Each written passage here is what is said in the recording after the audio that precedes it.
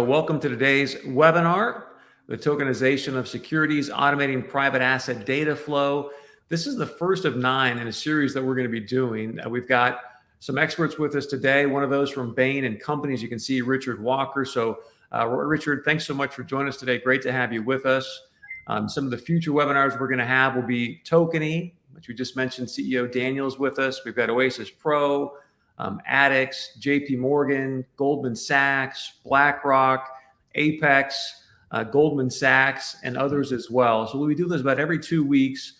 Today is one of 9, and I'm going to be your moderator today. And so want to let you know before we introduce our guests here, if you've got any questions or comments, just please, again, put those in the comment section below, and then we'll be more than happy to answer your questions at the end. So let's get to our guest. Join us today, the CEO of Inveniam, Pat O'Meara. Pat, great to see you, and thank you so much for putting this together. Hey, absolutely, Chris. It's a pleasure to be with you. We just the other day, I was doing a post on LinkedIn, and I had a friend ask me to do a webinar. I was writing about microservices as an architectural design in finance, and he said, "Oh, I'd love to hear a webinar about that."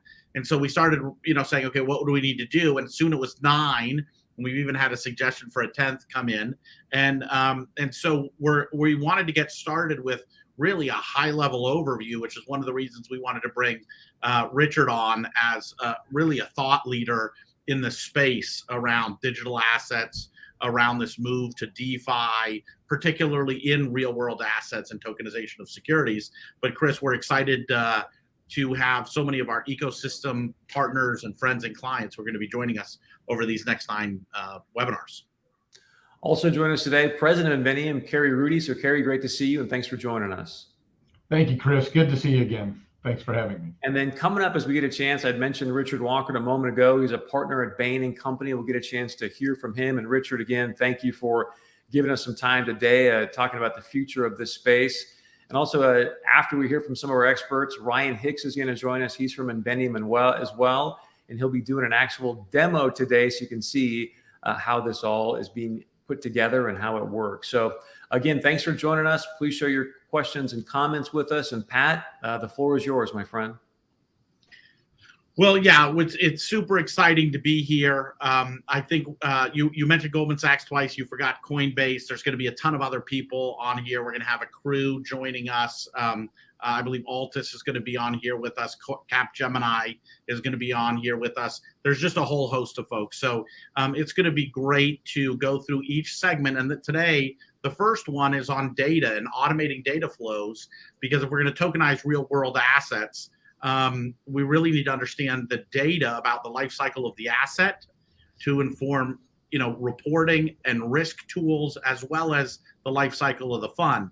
And so we thought we'd start with Richard. I'm going to throw it to you. Richard, talk to us for a minute about what you're doing at Bain and your practice and what you're leading over there. Sure, Pat. Thanks. Great to be here with you. Good to be here with you too, Chris and Kerry. Richard Walker, I'm a partner at the New York office with Bain Company. I co-lead our Web3, our global Web3 efforts, and we're very active in the area of Web3 and tokenization. We've been working in the blockchain space for a decade, and our history is rooted in working with private asset companies. Given our client base, we're known as a leading source on the size of private market assets and perspectives and insight on the future development of those markets. We published a paper over 2 years ago called "For Digital Assets, Private Markets Offer the Greatest Opportunities." And it still does, arguably even more so today. We also published an updated snap chart in the fall called "Bring on the Tokens for Private Markets." So we're bullish on this thesis of tokenizing private markets. We're bullish because private capital markets, which continue to exceed public markets in value and growth, are hamstrung by inefficient, opaque processes. And we believe the biggest opportunities for tokenization lie in private equity, that's shares in private companies, private debt, and private real estate, given their relative inefficiency compared to public market infrastructure. We know that tokenized financial assets on blockchain protocol will substantially improve transparency, efficiency, accessibility, and ultimately liquidity. Further, adoption of tokenized private assets will likely, monetize the next wave of financial rail development, which heretofore has really been funded exclusively by retail crypto trading. So, I'm excited to be here today with you to discuss how the Inveniam platform can enable tokenization and unlock value for asset holders and investors alike. Pat, back to you. Yeah, thank you, Richard. Your discussion about the areas of focus and that overlap with us is pretty significant, right? We say we do 4 things: infrastructure, real estate, private credit, private equity, which is where Inveniam is focused, and we're really focused around the data of the asset. And I'm gonna turn it over to you real quick, Kerry. Why don't you give a quick introduction of Inveniam itself, and then I'll kind of maybe ad-lib a minute or two on that, and then let's go back to Richard. Sure. The way I think of Inveniam is 2 broad categories. One is Inveniam IO, or operating system to manage private asset data. And then more broadly is the whole ecosystem in order to be able to marshal that data throughout the entire process so that ultimately tokenized security holders can gain access to that performance data so that you can ultimately achieve liquidity in private markets. On the Inveniam IO side with the software, we're all about being able to access data at the company and asset level, credential those documents using blockchain so they can be trusted, taking the data that's necessary out of those documents, structuring it, and pushing it into computational tools like a valuation engine that can very efficiently produce a gross asset value on that asset or company, so that a fund administrator can strike a NAV, so that we can establish the proof of the value of the asset, so that we can trade the capital stack ultimately in the DeFi ecosystem. And that capital stack that we're trading, whether it's on a single asset or whether it's a closed-end fund or an interval fund or whatever it might be, or a limited partnership, the ability for us to understand the state of the asset at any given moment, the ability to recreate a calculation that was used to set that valuation, to do a distribution, to do a carry calculation. This is real-time surveillance of an underlying asset, of real-world assets individually or in a fund. And to do that, we either need to create the world's largest referenceable database in the middle, or we need to have a mechanism to view data at the edge, meaning all the way at the asset level. And how do you automate the surveillance of that asset? How do you automate the calculations? Again, waterfall, carry calculations, valuation models, risk books, anything you want to, kind of manage, whether it's covenants, et cetera. We want to be able to not only monitor that with real-time surveillance, but we need to, as we do those calculations in legacy systems or smart contracts, we're going to need to be able to audit that, have it be traceable, have it be recreated, so that we can know what the value of that token is, so somebody can buy it at a premium or a discount to the NAV within that fund or on that specific asset. And this really is fundamental to what we do. But Richard, why don't I turn it to you, because you guys have done a ton of work looking not just at the crypto market, but tokenization and private markets. You talked about that great work that you put out about 2 years ago. Why don't you talk about kind of the origins of crypto, what was behind it, the real world assets, that coming, forward, and let me throw it back to you. Yeah, thanks, Pat. Couple of comments, and I want to just structure some thoughts on crypto. I mentioned heretofore that retail crypto trading has really funded the build out of the infrastructure. We believe that's shifting, and I'll talk about like where that fits in. Let's just talk about assets. I heard at a conference that there's only 2 kinds of assets in the world: on chain and off chain. And we believe that in the future it will be mostly on chain, and if it's off chain, it'll be significantly discounted. And this is validated by recent discussions across a wide cross section of market participants, including FMIs, banks, broker dealers. They all feel, and they indicate to us, that it seems inevitable that all things of value will be on chain. And and if it's not, it'll be difficult to validate, value, and exchange. Much of those characteristics exist today for illiquid assets. Now, private markets themselves, Pat? No, please go, Richard. I didn't mean to interrupt. Now, private markets are notoriously illiquid, and to some extent, this leads to infrequent maintenance of asset information, meaning information about the private asset is often fragmented, outdated, just unavailable because of manual data management tasks done by many intermediaries. This data challenge, we can surmise is why some of the estimates for total tokenized assets by the end of the decade are so low. Because going from long practiced analog processes to a digital process and digital asset is just hard. You're going to tell us how you're going to make it easy. But when I say low, I'm referring to what may sound bold to some, and I think it did when it was published. But one of the headlines, estimates was, 16 trillion in tokenized assets by 2030. And people said, whoa, 16 trillion. That represents less than 2% of the total asset value across public and private markets. Contrast that to what we're hearing in the market from asset managers, some of whom have ambition to tokenize 15% of their assets in the next few years, and well beyond that percentage by the end of the decade. So the 16 trillion, gosh, that's a good start, but we've got to do better. The potential is so big. Let's talk a bit about the work that's happened to date to enable that tokenized future. And this comes back to your earlier comments, Pat, of crypto and how do we get here? We have today the benefit of a ubiquitous, anti-fragile, global decentralized network, thanks to retail crypto trading. If it had started with a network as the goal, and we tried to fund that with existing assets, in particular asset-based, asset-backed assets, to monetize that build, it likely would have failed, full stop. The fact that crypto is mostly not backed by anything is a feature that enabled it to be, digitally native, which is important. And I know we get, what backs it? It actually allowed a bootstrap of a global network build. Now, with that foundation of these networks and other primitives such as custody, smart contracts, bridging technologies, and on-ramps and off-ramps, we're ready to do more.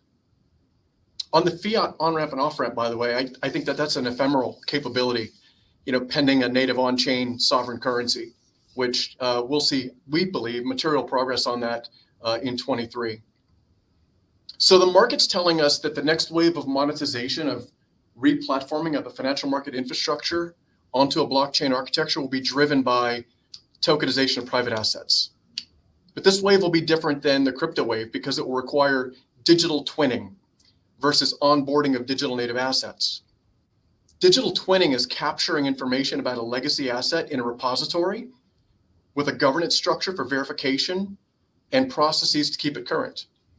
Hence why we're here today and what we're going to see. Because the assets aren't digitally native, the completeness and currency of the data is a challenge, demanding a technology solution. And there's a long tail to those legacy assets to be digitally twinned. Let's talk about the long tail. I've got three numbers for you: 50, 160, 330. And those numbers are in trillions. There's 50 trillion in private equity. That's, private company value. There's 160 trillion in public private debt.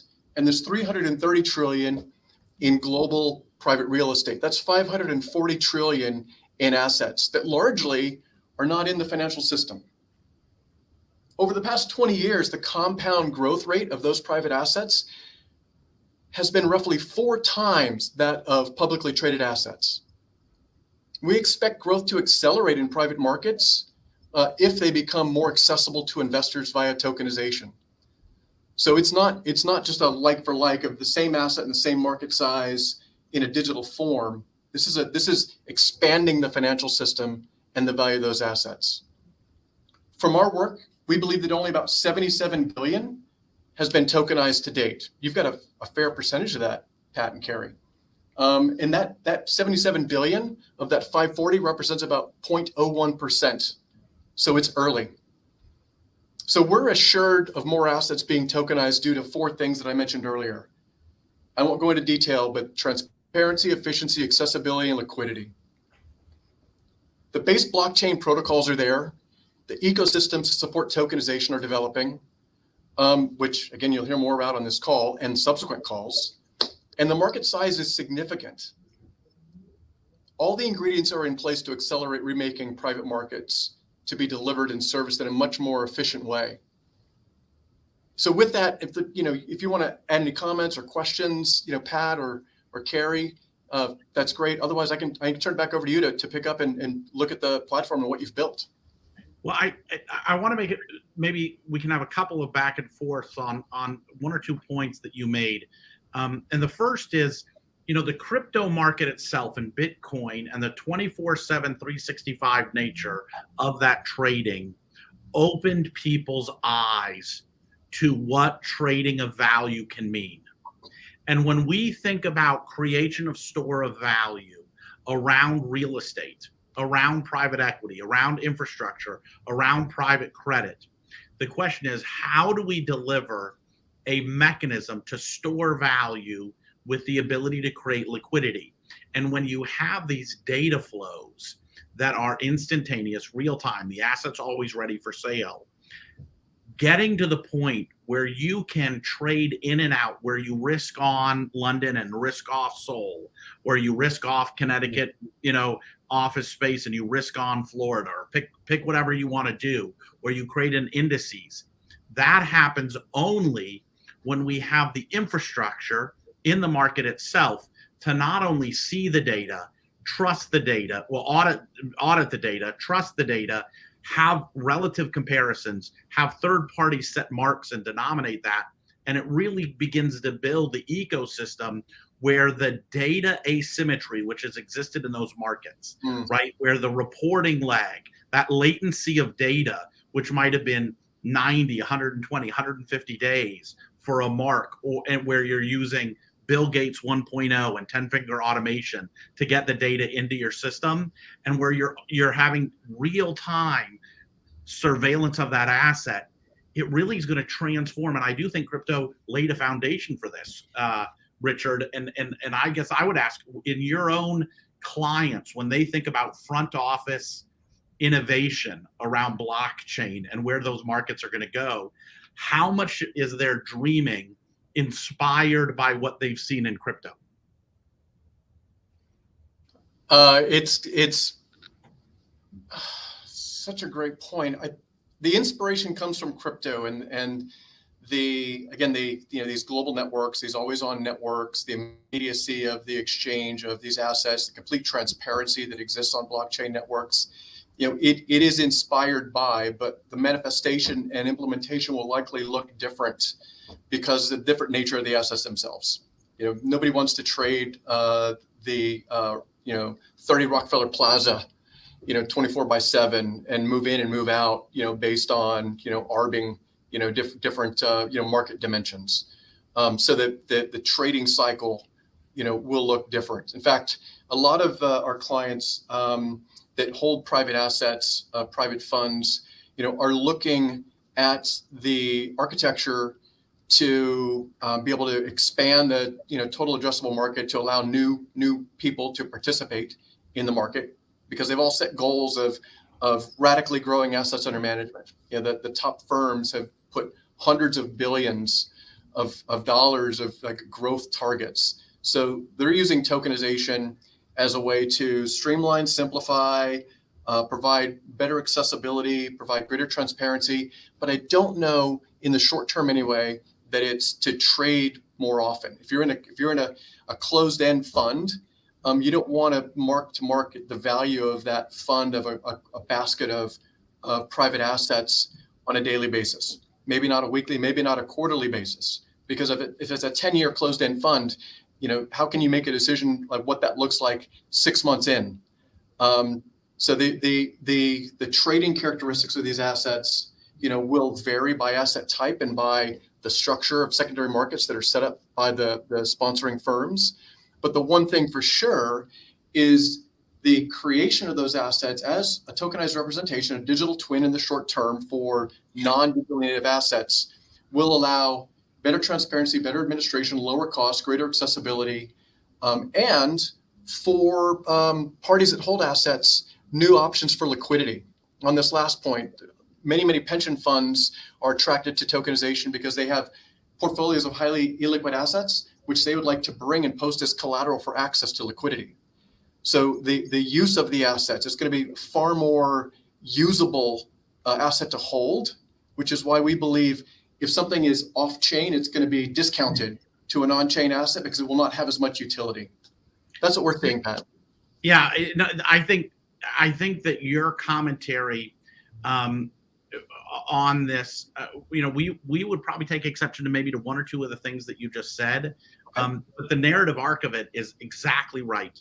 And we do believe that secondary trading of closed-ended funds or interval funds, particularly where that fund has been tokenized, where the assets inside them have been tokenized, they're getting quarterly marks by a third party, not the GP, right? We think GPs setting marks on their own portfolios will be like a 40 Act fund clearing and settling their own trade. We think that will go the way of the dodo, right? But the reality is, if you have that, somebody like Blackstone's REIT, where they needed a $4 billion injection from CalPERS to deliver that, if that had been listed on ADDX, for secondary trading, while there wouldn't be daily trading, you're creating a mechanism of liquidity where you can trade it at a discount. So somebody who's willing to hold for the next interval would be able to buy it. They wouldn't have needed that. And so an interval fund with a secondary listing where trading by appointment on a quarterly or monthly basis creates enormous new optionality, especially if a third party setting marks. And this really does get to efficiency and driving data and third party marks. And Kerry, let me throw it to you. When we are talking to our clients, talk to us a little bit about the operational efficiencies, the better data. What are the value propositions that our clients are kind of picking up on? Oh, operationally, it's tremendous. There's so much manual input of data into spreadsheets and emailing documents around. You have to have so many FTEs to manage these assets that as you grow, you hire more bodies. So the idea of being able to automate these processes and the data flows and push it around allows the portfolio managers to focus on what they do. They make better investment decisions, better data, better transparency, greater efficiency, lower expenses. There's just so many benefits that they see. I would say that GP's one of their top priorities is getting a handle on their data and being able to manage their data more efficiently. We have a top 5 sovereign wealth fund that is using our platform, has just over 20 billion on our platform. And what we're doing is we're digitizing that middle office on those private assets so they have better data. And they're now pushing this out real time so that all of the data through the middle office, they're pulling that data, it's ready to go. Using Inveniam, we can push it directly into an Argus upload model so that literally they can have their portfolio in 7 business days. Once they've had a week to review the documents, they get 7 business days to turn a mark on multi-billion-dollar portfolios of real estate, where you have one of the top 5 real estate firms in the world setting a mark on each one of those assets. And we're literally talking about a 7-day latency on those marks. And that is closing the books on real assets in a time frame that's unheard of. And the way that you do that is by automating the middle office and connecting it to the back office. And when you do that, you can do covenant monitoring, you can manage your risk book better, you can close your books. And if you have a macro event, a CIO of a pension fund suddenly has a whole different view on their assets if they can have real-time surveillance into those live systems, right? So there's a ton of great questions that are happening here, but let's start real quick. We got Ryan, who's in our capital markets team, who's going to give us a quick demo of our software. He's going to show you Here's how we automate the workflows. What does it look like when you identify in a federated data environment, meaning we're not trying to get it all in one data lake. We're pulling data from the edge, pushing it into computational tools. What does that look like? Hey, Ryan, are you ready to give us a quick demo? And then we'll hit these questions in about 15 minutes. Ready to go? All right, Ryan, why don't you show us a little bit about what it looks like for institutional users to administer their real world assets and the data flows on those. Absolutely. Can everyone see the Inveniam platform on my screen here? I cannot. Oh, there you go. Yes, we're in. We're in. Okay, perfect. So logging onto our system, you'll come to this viewpoint as a user. This is an administrative dashboard that just shows you from a high level all of the funds, deals, and assets that you're going to be associated with. So quickly, we can see here the name, the current fair market value, the number of users on your deal team, and any outstanding tasks that you're going to be associated with. We can expand. And Ryan, this would be most people who are portfolio managers might ingest this data through eFront or iLevel or Addepar. This is the administrator of the asset himself, right? Or a third-party administrator who this is their view as they administer the data. Is that right? Correct. Perfect. We can expand this viewpoint and show you a little bit more details about some of these objects as well into a card view. So here we're looking at a real estate fund in Chicago, the current fair market value of this asset. And this viewpoint is going to be very customizable by the asset owner. And we'll have an API sitting on top of this dashboard viewpoint to push this data into other tools. So diving into here, we see that this fund also has a schedule of investments associated with it. There are 4 buildings within this fund. You can see the asset name, principal amount of shares, level of interest, original cost, and current fair market value of each of these buildings as well. And we'll jump into this first building, 5710. Again, this follows a very similar organizational structure. All of our objects will. We won't have a schedule of investments associated with it. We have an automated workflow feature, which is a way we can set conditions to trigger specific actions to occur. It's a way of instrumenting data so each piece is made more actionable. Pat, you want to touch on this a little bit? Sure. And why don't you go ahead and start to create an automated workflow here? So this is a one-time or recurring process to gather data from multiple locations. So what we're going to do here is, and we can set this where we're pulling this based on a date, a file being attached, a task status in our workflow or a separate workflow, a due date. So whatever that trigger is, keep scrolling all the way down. Let's go all the way down to any file changed in a data room.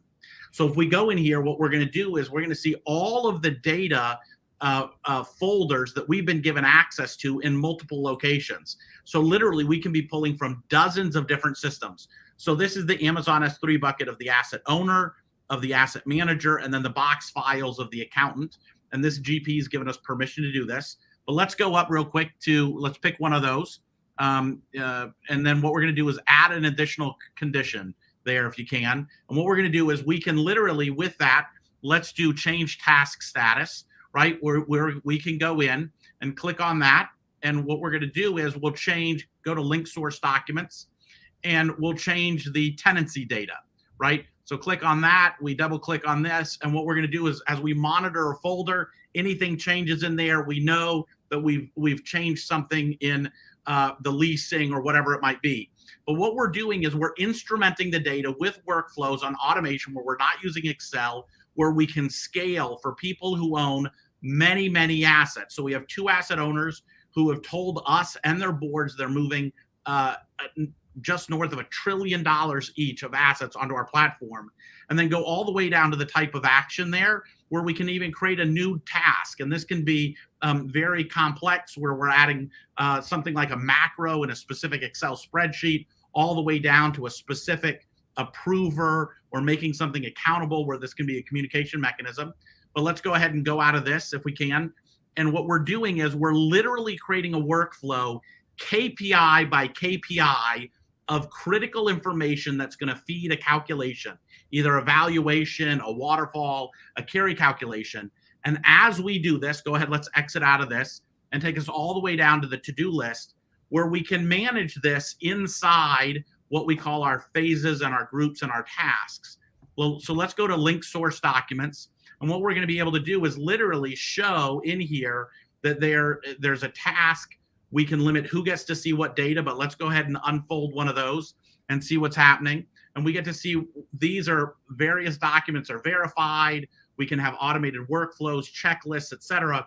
But what we're doing is we're creating a mechanism to automate this massive amount of data for this digital twinning, connecting that to a computational tool. That most of those computational tools that we'll be pushing into are in fact legacy systems, but in the future, we think 80, 90%, it will probably not be 100%, for 40, 50 years, that will be that are smart contracts, right? Right now, probably 5% or less of the computational functions that we're driving and delivering data to are smart contracts, and most things are legacy. But if we have if-then statements, we're programmable money or programmable securities, we need to know where did that if data come from, and we need to know we can audit that data source and recreate it in the future if there is litigation. So go ahead, take us back. Keep going, Ryan. I'm going to turn it back over to you. Kind of walk through the data room, show what this looks like, and kind of I'll just turn it over to you to finish this.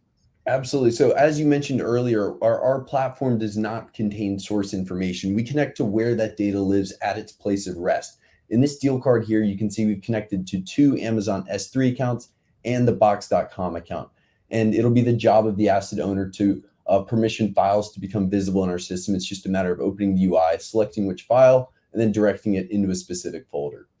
And once a file is visible in our system and organized in our workflow, our platform reads the file as an image on a pixel by pixel level, and then runs that image through an encryption algorithm, this SHA-256, which will produce a unique checksum of this document. And this checksum you can think of as a digital fingerprint of this document. If anything is changed on a pixel level, a new font or the font's changed or a new word is added, this checksum will update completely and we'll know the file has changed and at its state. And what we'll do with that checksum is we'll anchor it to the payload of a block across a variety of distributed ledgers. So you can see here, we've connected to 7 different ledgers on our system. For example, I'll go through the Avalanche one. Here's the checksum of the document. And we can trace this back all the way to a network transaction across the Avalanche chain. And we use Snowtrace as the block explorer engine here. And what the reason that this matters is this gives us the ability to timestamp this data. You can see that this data that was put in the payload of a block is from 200 days ago.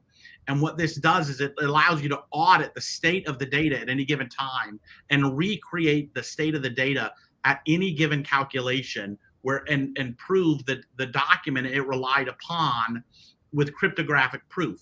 But in addition, you have token-based access control.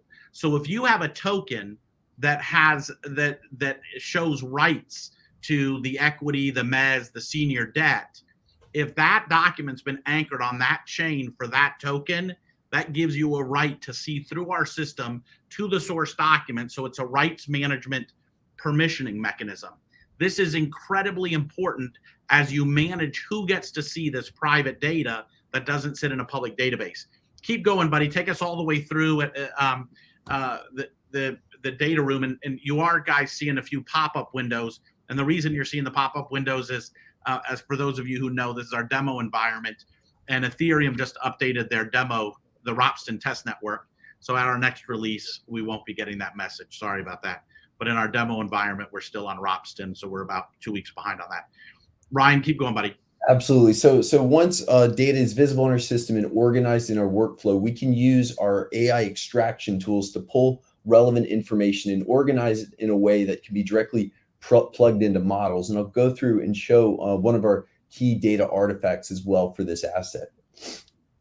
So we're looking here. This is going to be a summary of 4 different financial statements. That's an Argus-ready artifact delivered in Excel. We can deliver our data artifacts in Excel form and PDF and also a JSON file as well. And I'll go ahead and download this and show you what it looks like at its core. And I'll grab it and push it over to this window here. Here is that file in Excel. So here we're looking at a summary of 2 different income statements, a cash flow and a budget. We can now immediately start using this data set in Excel form, but also trace each element or each piece of data back to its original source. So if we wanted to verify that the net operating income is 59,000 here, we'll switch tabs quickly, hover over that data point, click into it, and we can see that our system is opening up. We're looking into that full income statement, and we can verify here that the net operating income matches at 59,000.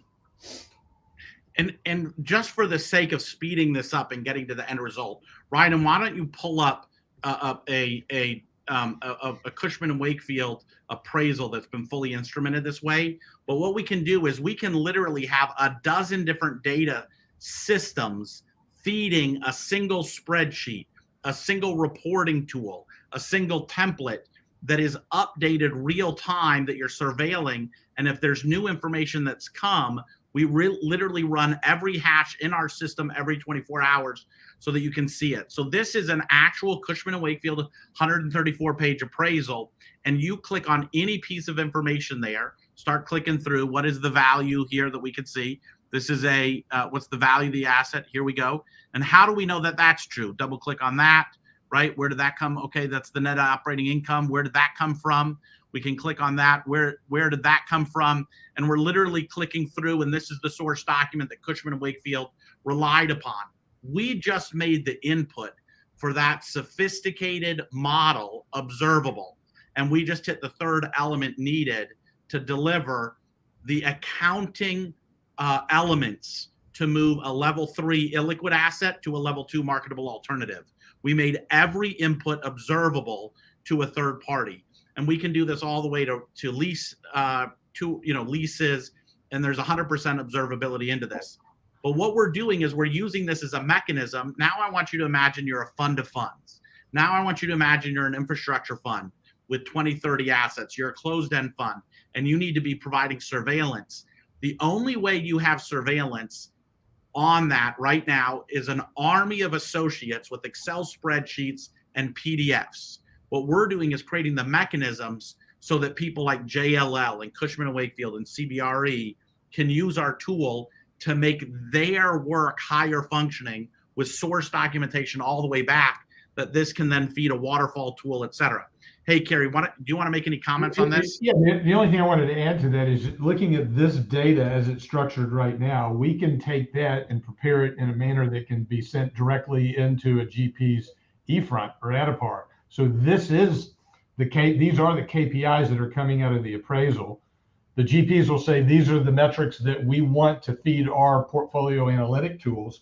We can structure them from the appraisal and the source documents, structure it and send it directly in, and automate that ingestion directly into the GP's portfolio management tools and surveillance tools.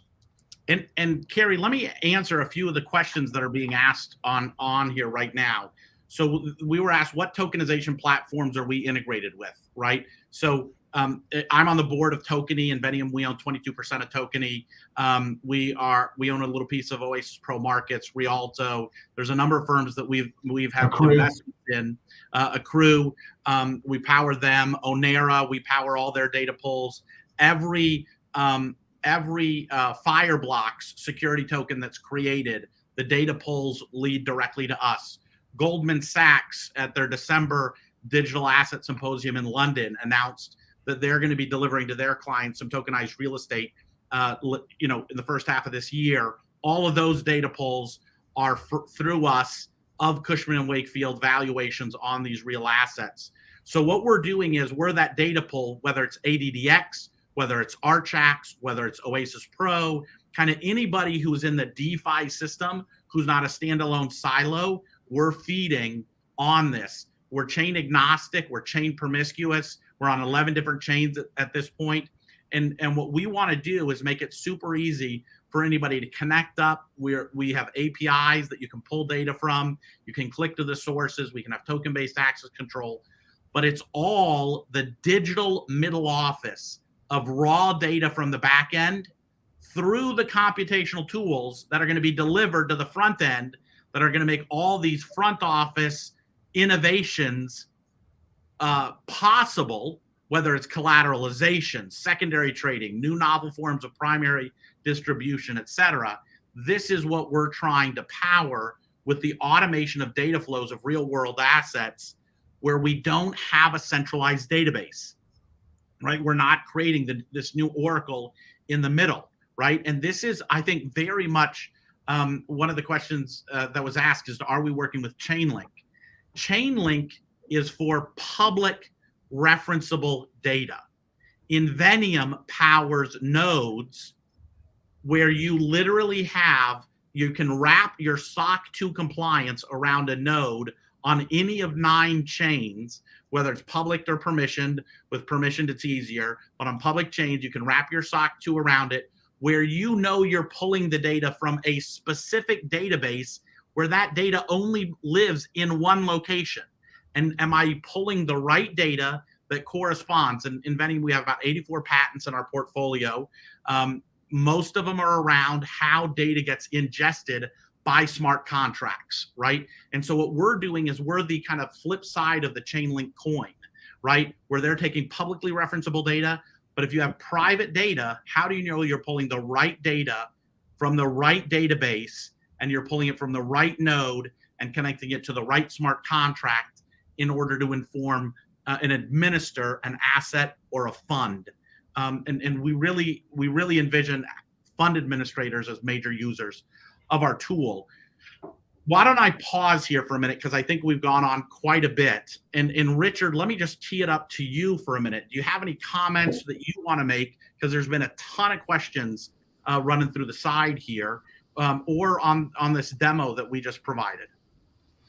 Yeah, thanks, Pat. You know, when I think about our clients and the benefits and how they would view this, you know, what I made a note of, you know, the multi-protocol, you know, on 11 chains, on, you know, public and private, really important, because we see that, you know, most activity is still on private chains today, about 75% for institutional work. But the clients that we've surveyed, and we're coming out with a paper next month on the future financial market infrastructure, and overwhelmingly, the market believes it's a public blockchain.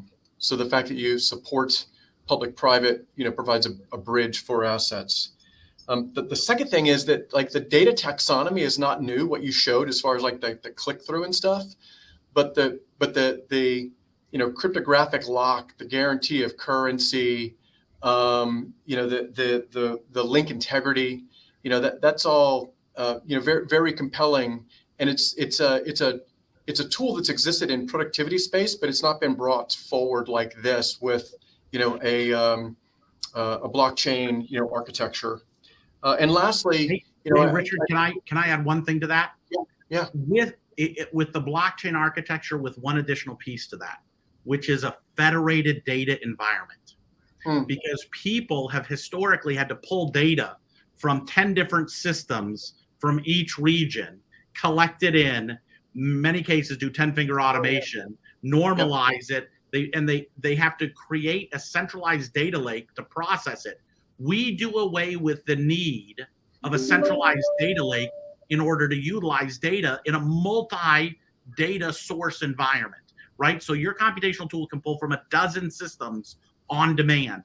And that federated data system with blockchain, because it commutes trust, is what powers this. Hey, Pat? Yeah, very, very compelling. Last comment is just that, like, this enables new processes, practices, and policies. You know, processes, practices, and policies that you know, will change the way operations are run around, you know, administration of these assets. So huge short-term implications, significant long-term implications for building on the infrastructure you've just, you know, shown here today. All right, gentlemen, let's get to some more questions. Ryan, Pat, Richard, Kerry, great stuff. A lot of great questions coming in. This one's been here for a while. Benjamin J. Pat, we'll start with you.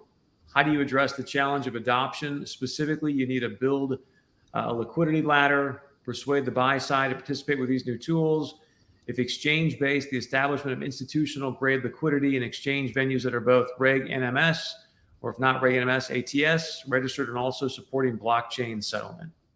Yeah, so I want to, for full disclosure, right? I used to sit on the board of Oasis Pro Markets. We are an owner in them, an ATS, right? With Enrialta, we own a little piece of them. Euronext is a major partner of ours. We sit on the board between Inveniam and Euronext. We are a majority or control shareholders of Tokeny. So we've been working closely with these guys. ADDX is a partner. We have an MOU with them. SDAX in Singapore is a partner. We have an MOU with them. Archax in the UK. So we're working with regulated exchanges quite a bit. I'll be with the New York Stock Exchange tomorrow.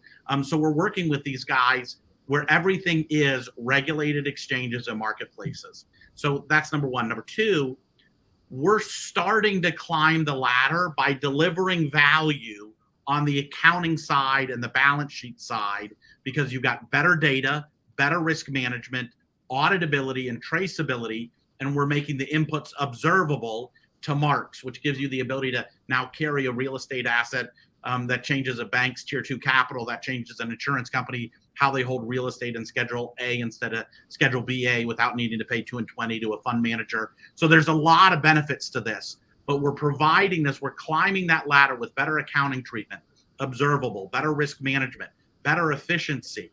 And then we're going to see secondary markets. And then we're going to see collateralization. And then we're going to see new novel forms of primary issuance. But new novel forms of primary issuance, we think, is the last thing, not the first thing, right? And we really are starting where we're saying we're digitizing your middle office, making it more efficient, which for many people, that is a non-scalable area of their business. Yeah, Pat, if I could just add to that in terms of adoption, from our perspective, we're onboarding assets and companies one asset at a time.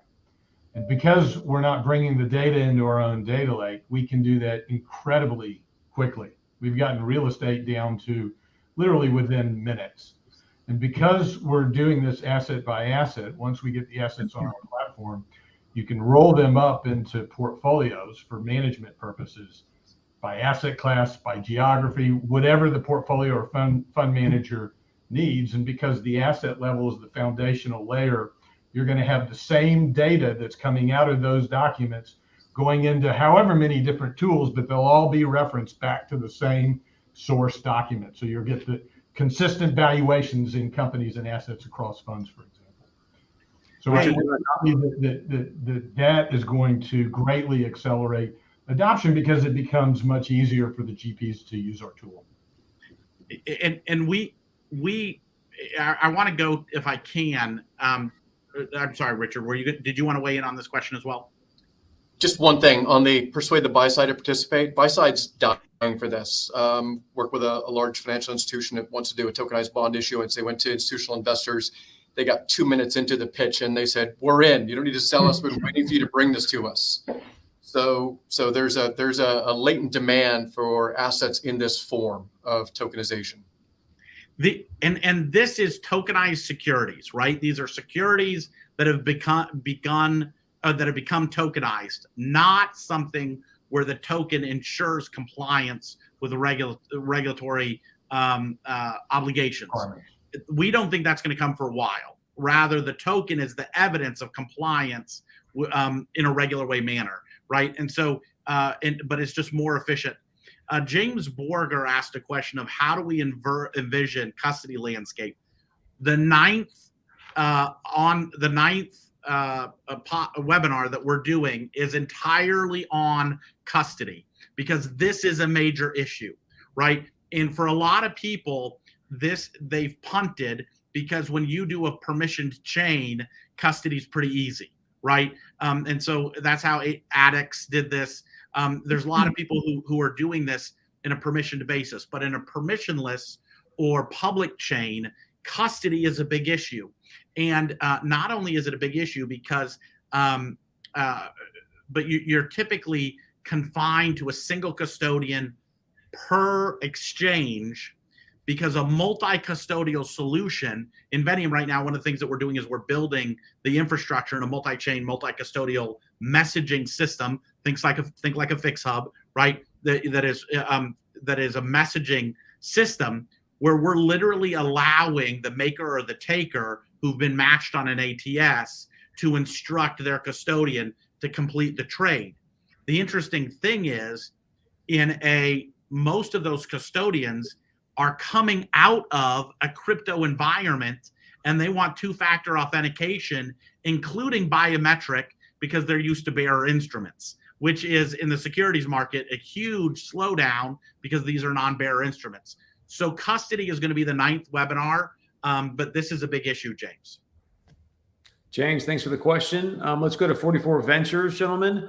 How do you believe tokenization platforms can excel in these efforts? Are master/special services and TradFi even looking at this space right now? So Apex, the largest administrator of real estate funds in the world, led our Series A last year.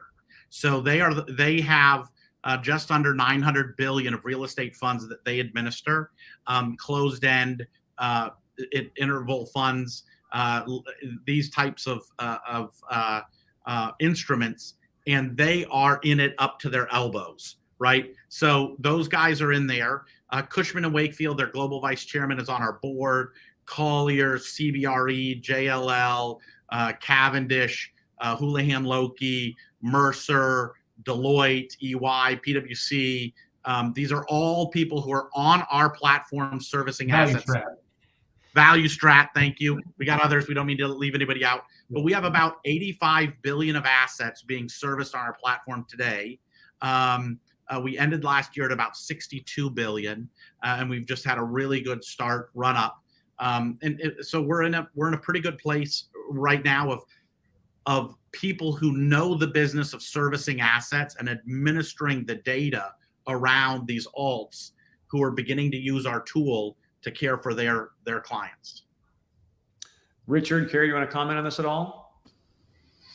I thought that was well said, Ted. I agree. All right, David Lance Alvarez has got a couple questions for us, gentlemen. Is it fair to say that tokenization of assets or data is just a secure digital proxy for that data or asset? I'm seeing so many who morph the NFT and tokens in their projects. And he goes on to ask this as well, especially in the real estate platforms, whether it be deeds or fractionalized of ownership trading.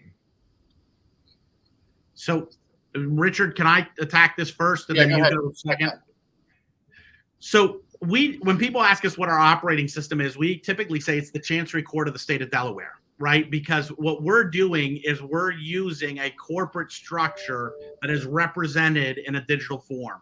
And so whether it's an interest, a unit, a share, whatever it might be, and that represents the ownership of that asset in a corporate vehicle. And so we're not talking about the deed itself being fractionalized in an NFT. We think there's a little ways to go. Proppy has been working on this for years, and God bless them, because they're going county by county by county, and that's really hard work that I'm glad somebody else is doing. But they're doing it and they're making good progress. But the point is that that is around a deed on a specific property that may be in a corporate structure. So tokens typically represent a corporate identity, whether you're talking about a senior debt or mezz or a pref or the equity. And so what we're doing is we're trading the capital stack and informing that capital stack or a fund that holds a bunch of one of those pieces of the capital stack. And what we're doing is we're feeding that. We think NFTs will be trusts of the future, because a non-fungible token, if you remember, non-fungible, the definition of security is a fungible asset, right? So non-fungible, typically you're not going to have something that is a security that at its base is an NFT. Now, an NFT can be a trust and a wallet that is not broken, but can sell. And we don't want to go too far into that, but because an NFT can hold a wallet within it. That alone is a pretty cool feature, right? And so when you think about the fact that you can embed a wallet in an NFT, that is what a trust we think will look like in the future. But we'll go for, but that's maybe for another webinar. And Pat, what you're doing in the short term, makes a ton of sense. Can't wait till the legal issues around, tokenized deeds, state by state, play out. Tokenizing securities, the LLCs that hold those, the real estate itself is a great way to advance in the short term, knowing that there will be further developments and actual real world assets tokenized, on chain in the future. We've got some work to do between now and then. Correct. For sure. All right, last question, gentlemen, from 44 Ventures. This data insertion is the asset's owner/borrower's role, correct? In an effort to bring liquidity to their assets. Yeah, we used to say that the only benefit of making your building smart used to be that somebody from New Jersey could control your air conditioning, right? Like there was no real benefit of a smart building. Today, what you're doing is if you can inform that asset and that building is smart and it can be valued and it can have real-time surveillance of its performance systems and its operating systems, that's going to change its cost of capital, right? So anybody, that is the borrowers, we have clients, so we have large banks who when they make large loans, they're insisting that the borrower use our system so that we can literally be pushing data to their risk book real time. But typically these are GPs or asset owners themselves. You know what I mean? Large corporate owners, et cetera. Those are who are our clients. And Inveniam is saying this data is complete and it's auditable. Not that it's true, right? The truth of the data is where you have somebody like Cushman and Wakefield, who's an expert saying, here's my mark on it, and the data looks right. Inveniam doesn't know whether it's true or not. It's like when you get a notary at a bank. They don't say what you're saying is true. They're just saying you said it, right? Inveniam is the mechanism for proof of completeness and source of data. And there are specialist roles that will emerge, like the big four will step in and provide, audit services around verification, validation that it's true. So this is a continues to be an evolving ecosystem. And those firms are, leaning in to take on those roles. That's likely the future of audit. Yeah. Kerry, you want to add anything, sir? No, I'm just excited to be a part of this team and this effort. We're at the forefront and bring your assets on board. Hey, I want to give a shout out there, Chris. Thanks for putting this up on the screen. Bruce Jackson, who's going to be on one of these webinars in a couple weeks, is the head of digital for Apex, and he's been a great partner for us. So I want to give each of you a final word here, but real quickly, James says, thanks, Pat. You did a great job in his answer there. We just talked about Bruce. David says, thanks. 44 Ventures says, so reach out. And Kerry, you just talked about bringing assets on the platform. How can people reach out to you and do that? Check our website, inveniam.io. We'll get our contact information out. We'll definitely be in touch.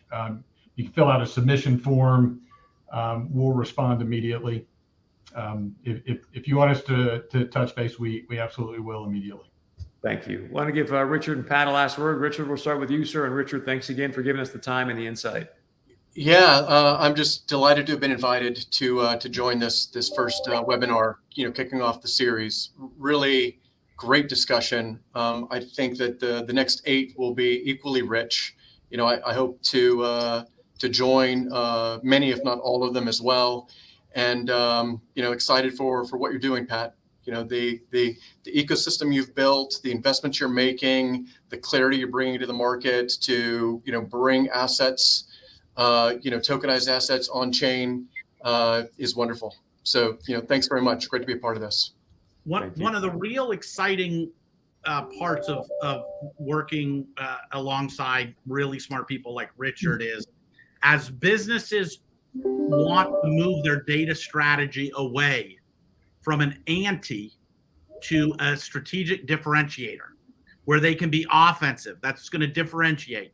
Bringing in Bain Company and Richard as they rethink their strategies around data for their physical assets, turning that into a strategic winner, and then we're their partner operationalizing that, right, where we're connecting the piping up. But really, Richard and Bain Company are doing a great job as they're working with clients to rethink their strategy, back office, middle office, to make new innovation in front office possible. Thanks, So all of you, thank you very much. And again, Ryan, great job in your presentation as well. It was nice to kind of take us in the back end and see what's happening behind the scenes. And just sort of remind everybody, this is one of 9. We've got some other great partners coming up, as Pat had mentioned at the top of the show. Goldman Sachs, Coinbase, I missed, unfortunately, wanted to hit that one again. BlackRock and many others as well. So stay tuned as when those future presentations are coming up. My name is Chris Berg, host of the Sound DeFi podcast. Thank everybody for the great comments as well. Peter, again, just to let everybody here know, you did such an outstanding job. Peter as well, well done presentation. Looking forward to the remaining series. And I believe it's going to be about every 2 weeks will be the TikTok. So just pay attention to Inveniam.io. Again, Inveniam.io will keep you abreast as when the future webinars are coming up. So Pat, Kerry, Richard, and Ryan, again, thank you so much for the time and the insight. Great job, everybody. One more thing for everybody, please share this link. Obviously, great content. So share this link with family and friends, and we'll see you again here in a couple of weeks. Thank you. Thank you, Chris. Thanks, Chris. Thanks, guys.